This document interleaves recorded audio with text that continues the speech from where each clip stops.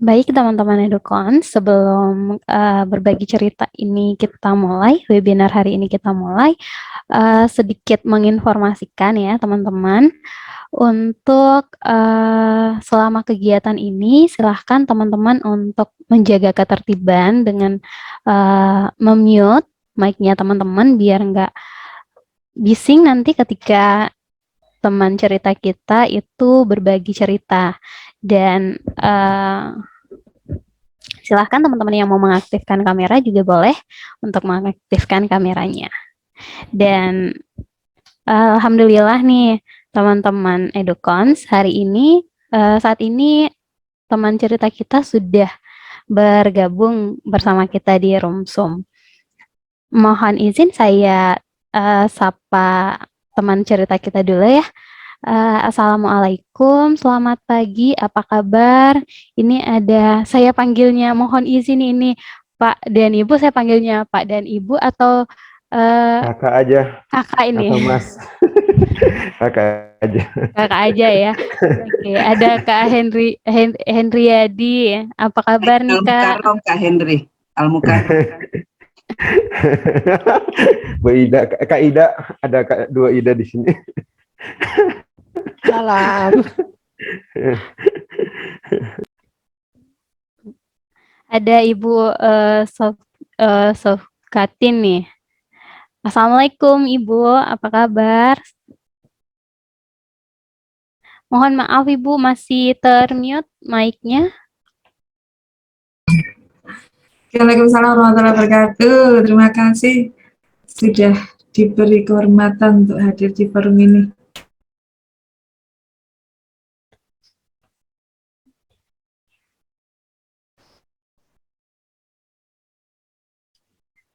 Oke, untuk Kak dan Ibu, perkenalkan saya Andriani dan teman-teman Edukons, perkenalkan saya Andriani.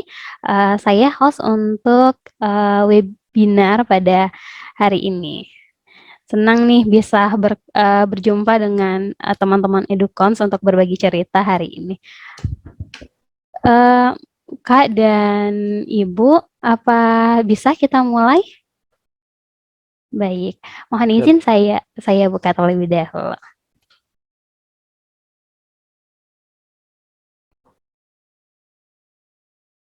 Baik, Assalamualaikum warahmatullahi wabarakatuh dan selamat pagi teman-teman Edukons. Selamat datang di Edukons berbagi cerita, menjadi teman cerita, berbagi kebaikan dan kebahagiaan. Nah, sebelumnya saya mau ucapkan nih untuk seluruh perempuan yang ada di dunia ini, khususnya untuk di Indonesia, selamat Hari Kartini, walaupun sudah lewat, tetap selamat Hari Kartini buat teman-teman yang ada di seluruh dunia. Nah, ngomong-ngomong soal Hari Kartini nih, teman-teman, untuk berbagi ceritanya Edukon seri ke-8 hari ini, kita akan membahas nih terkait perempuan mandiri. Perempuan mandiri. Tentunya teman-teman pasti sudah tidak asing lagi dengan perempuan mandiri. Stigma perempuan mandiri itu akhir-akhir ini mulai banyak nih bukan akhir-akhir ini saja sih, sudah lumayan banyak diperbincangkan sebelumnya terkait perempuan mandiri ini. Apalagi akhir-akhir ini juga itu banyak nih katanya perempuan mandiri itu bikin insecure khususnya untuk para cowok-cowok. Benar nggak sih teman-teman Edukon seperti itu? Nanti nih sudah ada dua teman cerita kita yang akan berbagi cerita terkait tema kita pada hari ini. Nah, untuk hari ini kita kedatangan dua teman cerita, ada Kak Henry Bahtiar. Halo Kak Henry, mungkin boleh disapa untuk teman-teman Edukons. Halo Kak. Selamat pagi semuanya. Masih subuh nih di Qatar, ini masih jam 5.17 saat ini di Qatar. Salam buat teman-teman semua, senang.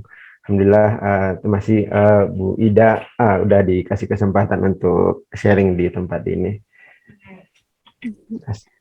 Ya, terima kasih juga Kak Henry sudah mau berbagi, sudah bersedia untuk berbagi cerita bersama teman-teman Edukons.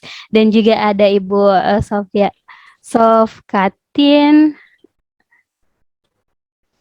Ya, Mungkin boleh disapa teman-teman Edukons, Ibu, silahkan. terima kasih sudah boleh diundang untuk bergabung di forum ini. Sangat senang. Iya, Bu, kami juga sangat senang Ibu sudah bersedia untuk berbagi cerita, berbagi ilmunya juga nanti bersama kita, bersama teman-teman Edukons. Nah, teman-teman Edukons, saya nggak mau ngambil banyak waktu teman-teman Edukons nih. Saya sudah tahu kalau sudah sangat paham nih kalau teman-teman Edukons sudah penasaran dan sudah menggebu-gebu sekali nih untuk dapat ilmu dari kedua teman cerita kita terkait perempuan mandiri itu seperti apa nih. Dan untuk sesi yang pertama ini, saya mohon kesediaannya untuk Kak Henry di sesi pertama, di sesi kedua nanti ada Ibu Sofkatin. Ya, teman-teman, sebelum saya ke Kak Henry, saya mau sedikit ini perkenalan kepada teman-teman siapa sih Kak Henry ini. Nah, teman-teman, Kak Henry ini untuk pendidikan beliau di S1 itu di Universitas Trisakti di Jakarta dan sekarang di S2-nya Master of Art in Women, Society and Development, College of Humanities and Social Science nih. Dan beliau juga sekarang aktivitasnya sebagai Vice President, juga President of Badminton Club, wah, dan Public Relation Coordinator for International Students. Dan melihat CV-nya beliau, ini sudah banyak sekali kegiatan-kegiatan yang beliau lakukan, mulai dari voluntary, menjadi fasilitator, dan ada juga penelitian yang terkait dengan wanita, anak, dan remaja, kekerasan terhadap wanita dan remaja, juga bullying. Nah, sudah pas bukan teman-teman Edukans untuk Kak Henry berbagi cerita bersama kita di seri ke-8 berbagi ceritanya Edukans ini. Mungkin langsung saja kali ya. Sebagai pengantar saya mau tanya dulu nih ke Kak Henry. Kak, panggilnya Kak Henry, betul ya Kak ya? Iya, iya. Ya. Kak Henry, saya mau tanya nih Kak, menurut Kak Henry, perempuan mandiri itu seperti apa nih dari perspektifnya Kak Henry? Ya, terima kasih. Saya panggilnya apa? Andri atau apa nih? Ani. Ya, selamat pagi buat teman-teman semuanya. Ibu Ida, Ibu Ida Aryani, Ibu Ida Ohan. Alhamdulillah senang sekali bisa menjadi bagian Edukon. Saya sudah mengikuti beberapa seri sebelumnya, Masya Allah, luar biasa. Banyak sekali hal-hal yang cerita-cerita inspiratif ya yang didapatkan di channel ini gitu. Kembali ke pertanyaan tadi, kalau kita bicara tentang perempuan mandiri, mungkin yang paling pertama adalah saya mau highlight bahwa yang saya akan share hari ini adalah lebih ke sudut pandang historisnya ya, historis. Karena mungkin juga baik dalam historis, dalam sudut pandang mungkin dari sejarah Islam itu sendiri, kemudian mungkin dalam kondisi modern saat ini gitu. Jadi kalau kita konsep kemandirian itu yang perempuan, mungkin yang paling pertama adalah kalau menurut saya adalah kemandirian itu yang adalah kemampuan seseorang untuk menyelesaikan permasalahan itu secara kreatif gitu. Jadi itu mungkin yang perlu highlight yang pertama gitu loh. Dan ini kemandirian ini atau menyelesaikan sesuatu dengan permasalahan secara kreatif ini butuh dimiliki oleh baik itu laki-laki ataupun perempuan itu sendiri. Jadi tidak ada perbedaan dalam hal itu gitu.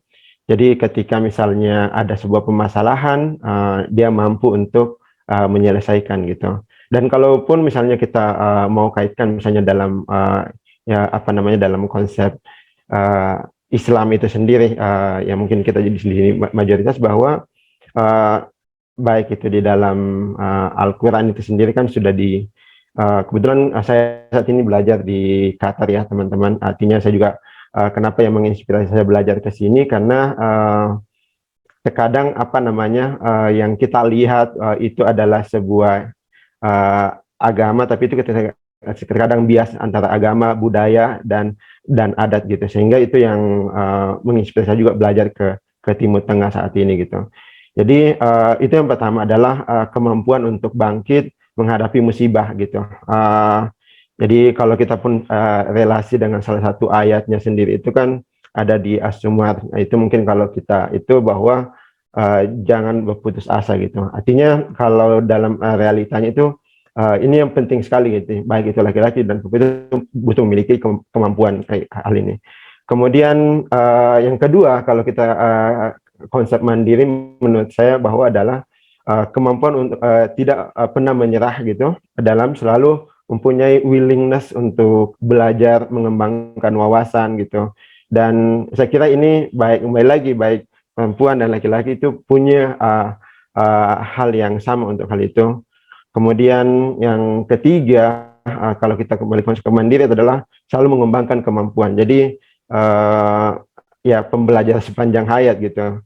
Dan yang paling terakhir saya kira kita punya dua sosok perempuan mandiri yang sebenarnya selalu menginspirasi saya juga, Ibu Ida. Ibu Ida bahwa mandiri itu adalah menggunakan kemampuan untuk memberi banyak manfaat kepada yang lain. Saya tahu betul Ibu Ida di weekday atau sebagai akademisi di weekday dia ada roles gitu, dan mungkin ada naik menjadi seorang ibu, dan saya kira itu kita nggak perlu jauh gitu bahwa mandiri menurut saya itu dan saya kira ini sangat-sangat penting gitu ya bagi setiap perempuan ataupun laki-laki gitu. Mungkin itu dulu. Oke, ngomong-ngomong soal mandiri nih Kak, Ya. banyak asumsi di luaran sana nih. Kalau melihat cewek mandiri itu cowok rada-rada ini nih malu-malu, Ya. malu-malu tapi maut, ataupun malu-malu tapi takut mendekat nih. Apa sih sebenarnya Kak yang dari cowok ini yang dipikirkan ketika melihat perempuan mandiri ini sampai ada stigma malu, takut gitu sama perempuan mandiri? Ya, saya kira yang pertama ya, kita juga masih, yang kembali tadi, kita tuh masih dibayang-bayangin oleh budaya patriarki atau kemudian supremasi laki-laki di atas perempuan itu sendiri gitu lah, bahwa misalnya kita nggak mungkin kita tarik mundur lagi kembali ke kalau sudut pandang sejarah kan, sebelum abad ke-7 itu sendiri kan perempuan itu kan sebelum dianggap rendah hanya sebagai pelengkap bagi laki-laki gitu, hanya pemuas nafsu gitu. Bahkan ya kalau kita kembali mengikuti sejarah bahwa bahkan ya perempuan tanda kutip tidak dianggap hanya menjadi beban, bahkan yang kalau kita ikut sejarah kan ya bahkan ketika lahir anak perempuan kemudian dia akhirnya kan ada yang dikubur hidup-hidup, dan itu mungkin sedikit sejarah tarik ke belakang gitu loh. Tapi kalau kita kembali lihat bahwa kalau pada hari ini yang menjadi misalnya di mayoritas kita umat Islam, kita pasti percaya bahwa yang menjadi patokan atau panutan kita misalnya adalah Prophet Muhammad SAW gitu kan. Di khutbah terakhirnya sendiri itu kan dikatakan bahwa tidak ada perbedaan antara laki-laki dan perempuan, orang Arab dengan non-Arab, kulit hitam dan kulit putih. Berarti kan itu satu statement yang cukup jelas gitulah, bahwa kesetaraan itu kesetaraan misalnya dalam hal pendidikan, kesetaraan akses ekonomi, kemudian politik, itu tidak ada perbedaan di antara itu. Yang mungkin yang cukup membedakan hanya adalah perbedaan fungsional ya. Artinya ya kalau perempuan kan misalnya ya mengandung kemudian melahirkan itu sesuatu yang mungkin lebih ke fungsionalnya gitu. Tapi secara yang tadi sosial politik ekonominya, saya kira itu di kitab manapun itu cukup clear gitu. Tapi kembali tadi bias antara budaya dan agama itu kadang-kadang agama itu lebih strong gitu loh. Bahkan sehingga tadi kenakan merasa laki-laki bahwa perempuan yang minta mungkin nanti laki-lakinya merasa lebih tersaingi gitu. Artinya ini kan kembali lagi ranah ruang publik, kemudian ranah privat ya. Mungkin kan kalau di budaya tradisionalnya itu kan ya udah perempuan misalnya kan sumber dapur dan kasur kan yang mungkin selalu kita sering dengar doktrinisasinya itu kan di situ gitu loh.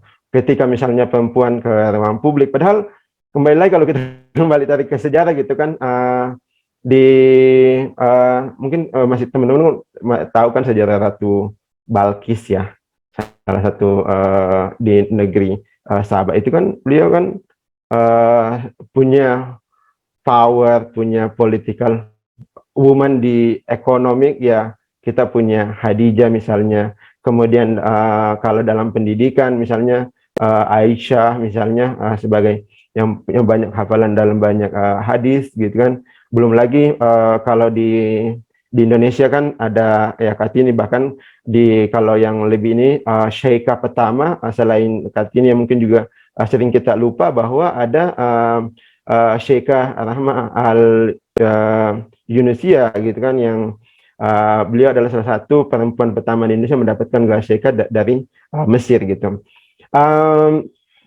Yang kembali lagi kembali ke budaya patriarki tadi bahwa laki-laki itu tadi merasa mungkin insecure karena tadi merasa dia bahwa ya hanya laki-laki yang bisa di ruang publik gitu kan, ketika misalnya perempuan lebih tinggi pendidikannya takut merasa dia minder gitu. Padahal sebenarnya ini adalah kalau konsep ketika misalnya kerana rumah tangga nantinya adalah ini adalah sebuah kombinasi yang sangat pas gitu. Artinya nanti ketika misalnya karena kan fungsi bagi peran ruang publik dan ruang pribadi itu kan sesuatu yang bisa dipertukarkan ya. Ya kira itu hal yang sederhananya gitu. Dan justru sebenarnya ini pada teman-teman laki-laki, kalau misalnya perempuannya punya pendidikan yang lebih tinggi, justru ya artinya kita mempersiapkan diri kita untuk mencetak generasi yang lebih baik. Kalau kita misalnya diasumsikan bahwa dalam rumah tangga kita perannya sebagai kepala sekolah dan kita punya guru hebat, artinya guru hebat itu akan menciptakan generasi yang lebih hebat ke depannya gitu. Jadi nggak perlu insecure gitu. Justru itu adalah bagi saya adalah hal yang sangat luar biasa gitu. Seperti saya sendiri pribadi, istri saya mungkin pengetahuan Islamnya jauh lebih hebat dari saya. Tapi justru itu ada kesyukuran bagi saya gitu, karena ini anak saya juga akan mendapatkan ilmu agama yang lebih baik, selain saya juga terus mengembangkan ilmu sendiri gitu. Jadi saya kira itu yang ini, dan bahkan kalau kita kembali ke konteks Qatar sendiri ya, di sini kalau kita bicara pendidikan perempuan bahkan hampir 93% itu jauh lebih tinggi daripada pendidikan laki-lakinya gitu loh. Itu sehingga saya kira itu tidak ada masalah gitu. Itu hanya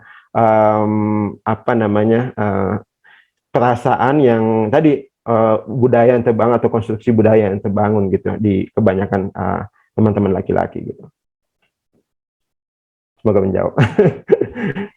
Oke Kak, tadi ini ngomong-ngomong soal kemandirian nih Kak, kemandirian perempuan mandiri.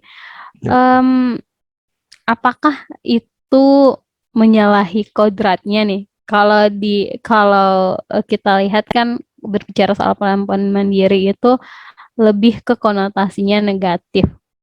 Kalau ketika wanita mandiri itu nih pasti kalau berkarir, seumpamanya mandiri dalam hal berkarir, pasti ada stereotip bahwa nggak bisa ngurus keluarga dan sebagainya. Apakah menjadi mandiri, seorang perempuan menjadi mandiri itu menyalahi kodrat dari segi agama maupun Ya. budaya yang ada di Indonesia? Ya. Kalau dari pandangan agama dan budaya itu seperti apa sih harusnya perempuan mandiri itu, Kak? Iya, saya kira ini juga yang perlu sebenarnya diluruskan kembali ya, bahwa apa sebenarnya bagaimana kita mendefinisikan mandiri itu sendiri gitu loh. Apakah mandiri itu bahwa hanya benar-benar kita artikan ya udah perempuan fokus mencari uang gitu sehingga lupa dengan keluarganya, utamanya yang mungkin yang berumah tangga gitu. Saya kira yang kembali tadi apa yang saya sudah jelaskan di awal bahwa konsep mandiri itu kan sebenarnya ini perlu kita redefinisikan kembali gitu, dan ini sebenarnya kita harus pahami sama-sama bahwa nilai-nilai kemandirian yang seperti apa yang sebenarnya, yang kembali bahwa itu kan adalah kemampuan ya untuk tadi sebagai problem solver, kemudian kemampuan untuk mengembangkan potensi. Jadi potensi di sini adalah tidak hanya terbatas bahwa hanya potensi bahwa kemampuan untuk misalnya mencari tambahan pendapatan, misalnya kontribusi dalam partisipasi ekonomi gitu, tapi adalah tadi mengembangkan wawasan, kemudian adalah bagaimana juga memberikan kemampuan untuk berkontribusi, karena kan sebaik-baik manusia adalah manusia yang bermanfaat kepada manusia yang lainnya gitu. Saya kira ini dulu yang perlu kita sepakati bersama gitu loh, konsep daripada kemandirian itu. Tapi kalau yang tadi dimaksud bahwa hanya bahwa karena dia mandiri dalam artian dia sibuk mencari uang, berarti kan itu menurut saya sih ini yang perlu kita luruskan sama-sama, dan mudah-mudahan dengan kita diskusi di sini kita bisa lebih mengetahui makna daripada mandiri itu sendiri. Dan ketika pun misalnya ada case perempuan misalnya, ya ini kan bisa juga salah diartikan, baik itu laki-laki mengartikan mandirinya salah ataupun dari perempuannya bisa ada potensi untuk salah mengartikan mandiri itu sendiri gitu. Artinya kalau memang misalnya ada dalam kondisi tertentu, saya kira mandiri kalau misalnya kita lihat dari sudut pandang ekonomi, kita saya tarik lagi kembali ke dalam sejarah gitu. Saya kira di dalam Al-Quran sendiri itu di Al-Qasas 23 itu ada satu cerita bahwa ada dua orang perempuan yang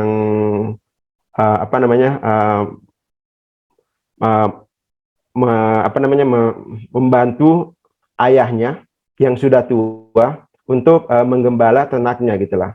Artinya ini contoh sederhana bahwa partisipasi perempuan di ruang publik untuk di partisipasi ekonomi itu penting, karena ini juga akan sangat membantu laki-laki gitu loh. Ketika misalnya laki-laki secara physically misalnya dia sedang sakit dan tidak bisa bekerja, dan ketika perempuan tidak memiliki kemandirian ekonomi, itu akhirnya kan akan menjadi semuanya akan menjadi beban gitu kan. Sehingga memang kembali lagi bahwa kemandirian ataupun partisipasi di ruang publik atau di ruang privat ini sesuatu yang hal yang bisa dipertukarkan. Ketika misalnya contoh kenapa perempuan misalnya harus mandiri secara pengetahuan, mandiri secara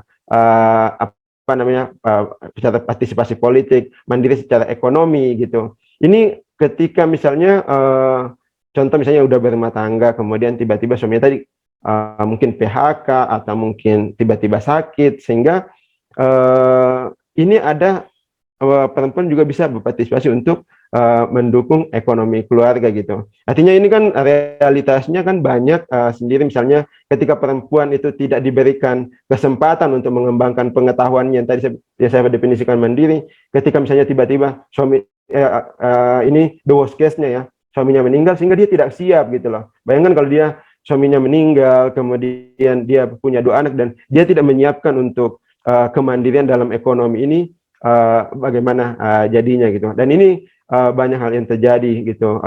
Belum lagi mungkin yang selain meninggal mungkin ada ya perceraian dan sebagainya gitu. Jadi saya kira buat teman-teman perempuan sendiri, artinya baik teman-teman laki-laki, kita kembali lagi meredefinisikan apa sebenarnya arti kemandirian itu. Ketika pun misalnya harus keluar ke ruang publik untuk partisipasi ekonomi, artinya ada peran yang lain gitu. Karena kan ketika peran parenting ini kan ini juga sesuatu yang asasnya bisa dipertukarkan gitu lah. parenting atau itu kan bukan hanya tugas seorang ibu gitu, tapi adalah tugas seorang ayah juga gitu loh. Dan itu yang saya kira hal yang perlu kita pahami lagi kembali sama-sama gitu loh. Hal-hal yang masih sesuatu yang bisa dipertukarkan gitu, dan kenapa penting di situ. Jadi kalau saya melihatnya itu perlu ada meluruskan definisinya itu sendiri. Mungkin itu dulu, Mbak.